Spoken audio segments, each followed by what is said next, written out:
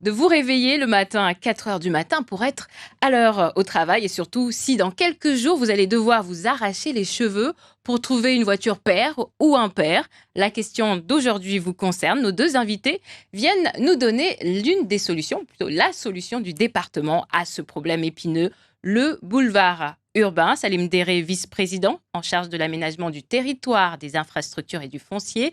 Et à côté de lui, Jean-Michel Lehay, le chargé de mission sur ce projet de boulevard qui est aussi périphérique à Mamoudzou. Alors, je commence par vous, Salim Déré. Alors, père ou impair? Père ou impair, on va respecter ce que nous impose, ce qu'on nous demande de Comment faire. vous allez vous organiser alors dans quelques jours? Comment vous voyez surtout cette décision du maire de Mamoudzou? Elle est courageuse. Elle est courageuse. Il fallait passer par là parce que de toute façon, dans l'immédiat, on n'a pas de solution miracle. On a commencé par les bus, navettes de l'Académa. Il faut qu'on encourage cette initiative aussi du président de l'Académa. Mais rouler père ou impair, c'est une très bonne idée.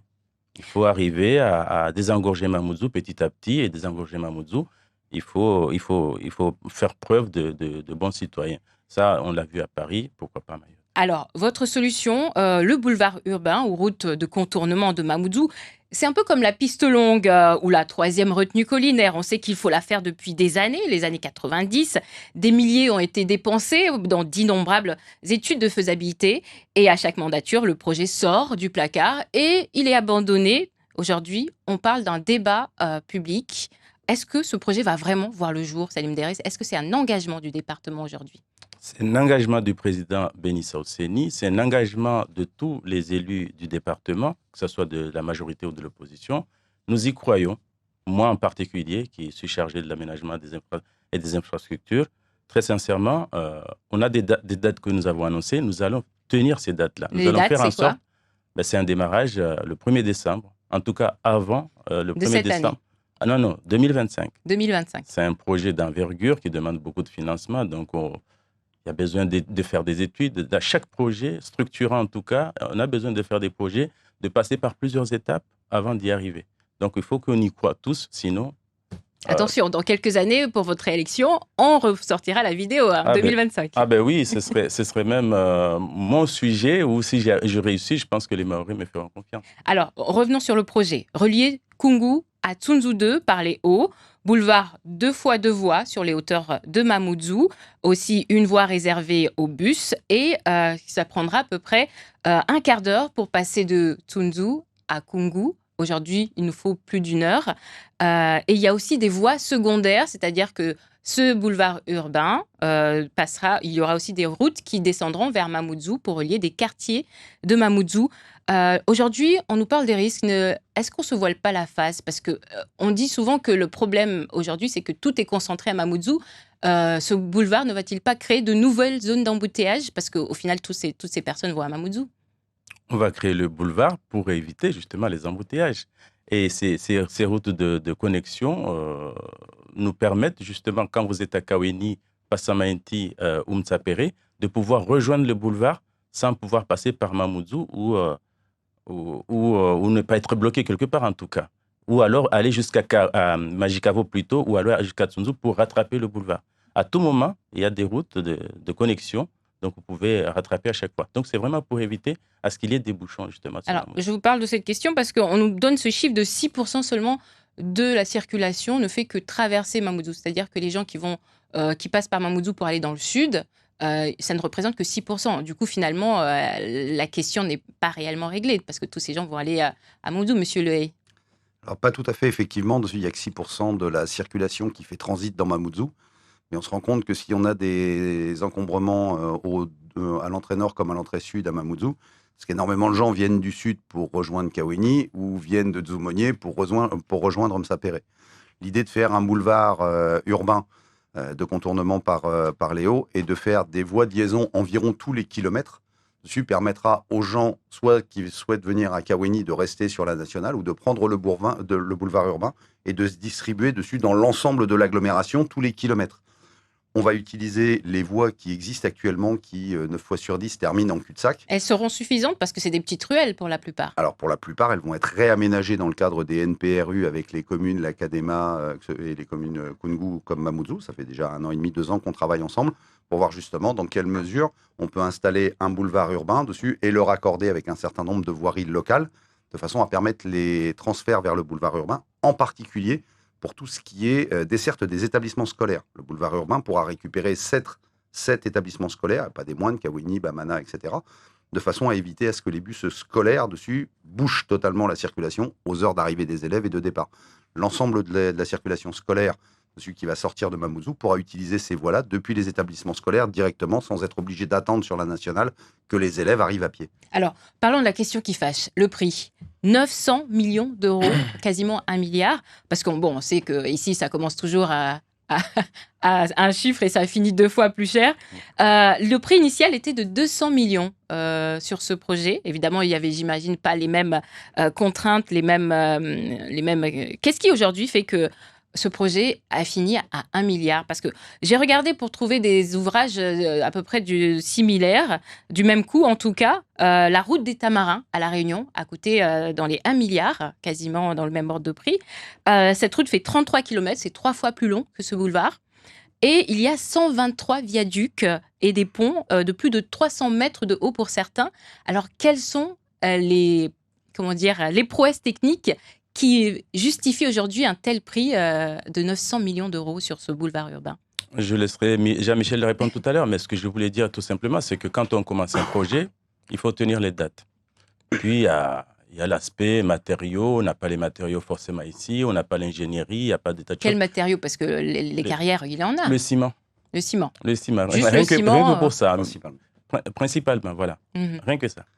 Et alors, si vous me dites 200 millions, je ne sais pas si ça devait coûter 200 millions quand ça a été évalué. Mais nous, effectivement, la configuration que nous avons aujourd'hui, c'est de créer 2 voies, 2 fois 2 voies, plus une 3e voie piétonne, parce qu'il faut penser aux cyclomoteurs, aux piétons. Et donc, ça fait, moi, je dirais 2 fois 3 voies. Et donc ça ne vous choque pas, ce milliard pour cette route? Ça ne me choque pas, il faut qu'on y arrive, parce qu'on n'a pas le choix. Le PGTD nous a dit il faut faire le boulevard urbain, il faut faire les navettes maritimes, et à terme, moi j'ai défendu dans ma campagne électorale un pont reliant les 2 îles. Alors, ce n'est pas d'actualité aujourd'hui, mais dans 10 ans, dans 15 ans, il faut qu'on passe par ce projet du pont, parce qu'on n'y arrivera pas avec les barges. Alors, on va revenir au PGTD, le plan global de transport et déplacement de Mamoudzou et Mayotte. Mais j'aimerais vous donner la parole sur ces questions des ouvrages, parce que 900 millions, quand même, c'est pas n'importe quelle somme. C'est pas une petite somme, on est bien d'accord. Alors, je reviens sur les 200 millions que vous avez cités. En fait, ils sont effectivement issus du PGTD. Et les 200 millions en question avaient été envisagés dessus pour créer une voirie à double sens, donc une seule voie dans chaque sens, et sans prendre en compte les facturations d'ouvrages d'art.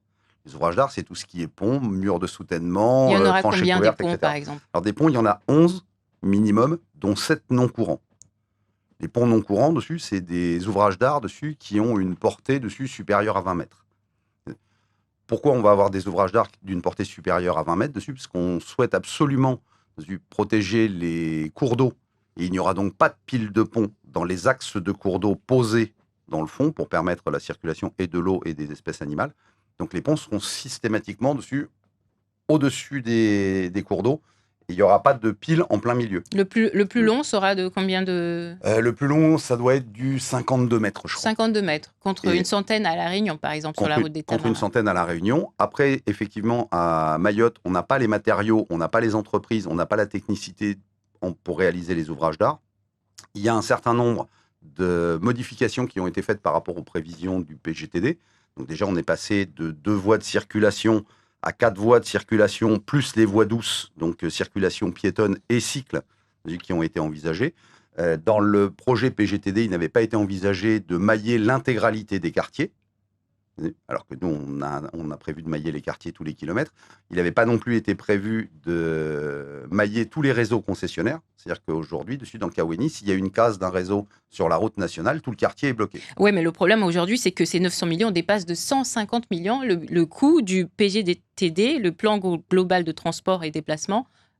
Comment vous allez faire justement? Est-ce que les autres projets qui sont compris vont être mis à mal à cause de ce...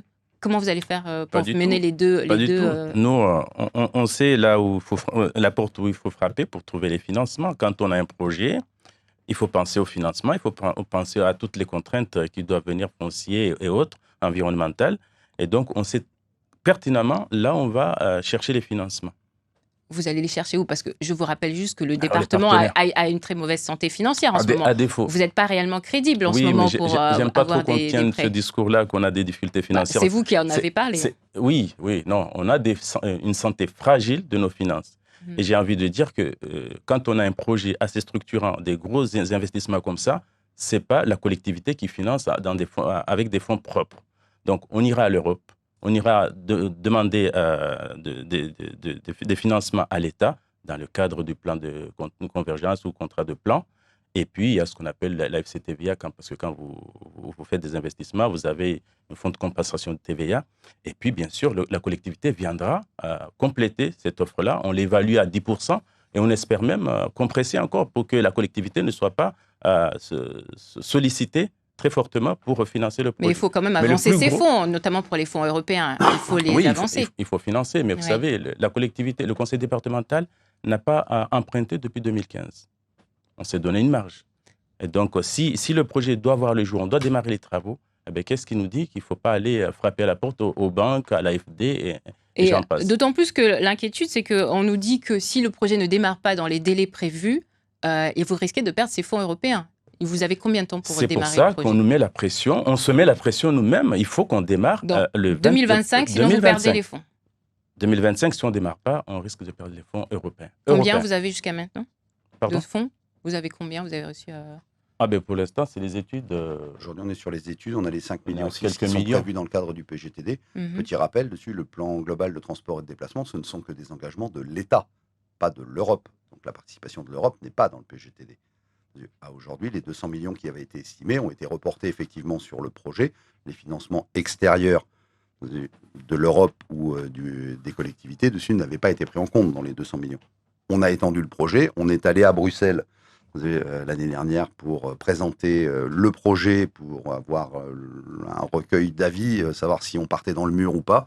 Nous avons été plutôt très très bien accueillis, en expliquant l'intérêt et le fait qu'à Mayotte, on a en moyenne 4 fois moins de linéaires de voirie que n'importe quel autre département d'outre-mer et 6 fois moins que n'importe quel département métropolitain. Alors, on va parler du débat que vous êtes. C'est ça, aujourd'hui, vous faites un peu le tour des popotes pour que tout le monde sache qu'il y a un débat sur ce sujet.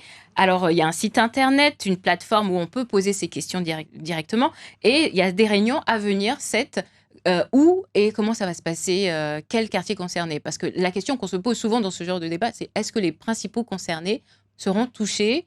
On parle évidemment de ces quartiers au-dessus de Mamoudzou, c'est des zones à forte de quartiers informels. Est-ce que ces personnes-là seront concernées par ces débats et comment les toucher? Et surtout les propriétaires fonciers de ces zones agricoles. Alors, tout le monde est concerné, mais les principaux concernés, comme vous dites, c'est les deux communes de Mamoudzou et Koungou. Donc, on va concentrer les débats sur ces deux communes-là. Et il y a 8 réunions qui vont s'organiser, dont 4 au comité de tourisme. Là, il y a 6 Il y a réunions, six. 6 réunions publiques et 8 réunions d'initiatives locales. D'initiative locale, voilà. C'est-à-dire, là, on va se déplacer dans les quartiers dessus pour aller rencontrer les gens. Dans ces quartiers en concernés. prenant appui avec Tout à les maisons de projet des NPRU qui existent et à Koungou et à Mamoudzou. Donc on fait le relais avec les services urbanisme des communes et de l'Académa. On va utiliser leur réseau dessus pour aller toucher la population au plus près. Mais il y a 6 réunions, donc les 4 prochains samedis du mois de juin, de 10h à midi à l'Office du tourisme, où là tout le monde peut accéder. On a prévu un certain nombre de réunions institutionnelles. Donc le public peut y accéder, mais ce n'est pas forcément le public visé en premier. Donc on va avoir une réunion plus spécifiquement environnement, une réunion mobilité, une réunion économie et une réunion sécurité. Alors, Près de 6000 parcelles, beaucoup de parcelles du département dans ces zones. Le problème, c'est qu'aujourd'hui, toute cette zone, elle est en train d'être squattée. De nombreuses familles en situation irrégulière s'y installent. Au vu et au su de tout le monde, qu'est-ce que vous, le département, vous faites pour éviter de prochains décasages au moment où il faudra lancer ce projet?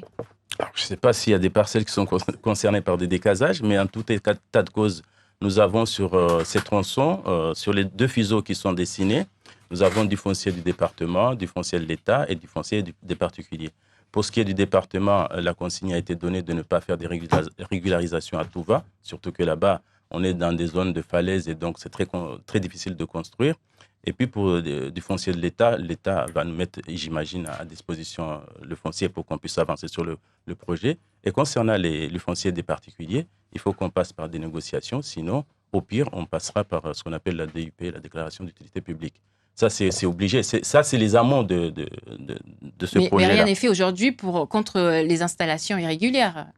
Pourtant, ça continue et ça va créer de gros soucis au moment où Mais il vous faudra savez, le département a déjà pris une délibération de principe pour décaser tous les gens qui occupent son foncier de façon irrégulière. Dès maintenant. Ah, mais ça, c'est une délibération que nous avons prise depuis très longtemps. Merci à vous, Salim Deré, et merci Merci à vous. Jean-Michel Lehé